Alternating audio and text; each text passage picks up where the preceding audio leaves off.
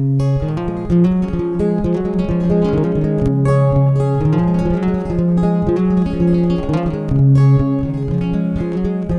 name is Joy Borelli-Edwards, and I'm in Lawrenceville.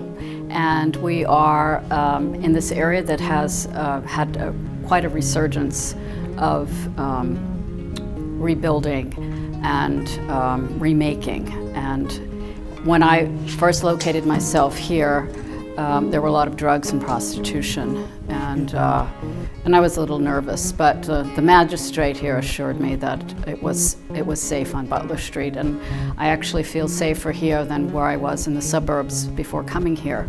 My artist, actually, that lived here, one of my artists, Mary Mazziotti, who lives here in Lawrenceville, recommended that I move. I lost my lease after 30 years in the suburbs, and she said, well, you must come to Lawrenceville because it is the next neighborhood that will really evolve, and it will be a magnet for artists and musicians.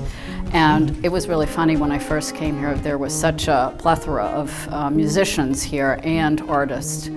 And at the time that I came in 2007, it was pretty rough, but starting to show signs of a renewal. And the Lawrenceville Corporation was instrumental in helping me get the space and helped me with the modifications that I needed to put the gallery here. So the Development Corporation, Lawrenceville Development Corporation, I have to really thank them for allowing me to be in the space. This building I wanted to tell you about because originally it had started out as a building that was supposed to have only studio spaces for artists. And at the time there was one artist in here, but again, even at the very reduced rate of rent, it was still difficult for artists to make their way. And so I tried the best I can to support the local artists. I tried to show artists here, all the regional artists here, that you must be an artist that is from the region. You must be working full-time or working toward being a full-time artist in order to show in the gallery.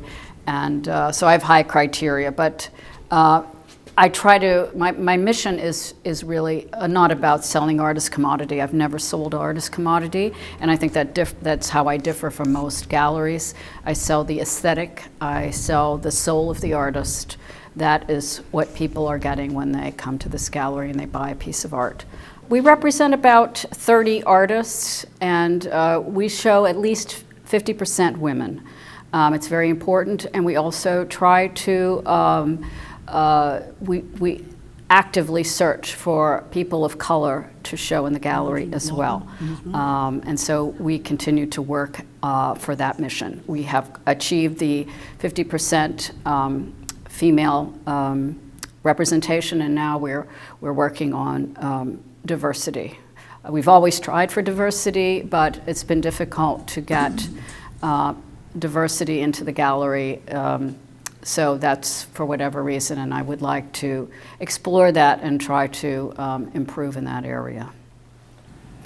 We're here at BE Galleries, AKA Borelli-Edwards Galleries. We shorten it to BE Galleries, and we're located here in Lawrenceville. So these were all, they had originally designed this with all palettes. The palettes are behind here, and we put Homicide on top of the palettes to make it more a nice hanging space. Yes, I think Lawrenceville will be more of a magnet. I located here because I liked its proximity to the river, that it was just a couple of miles out from the point. So I love that about it. The location is terrific.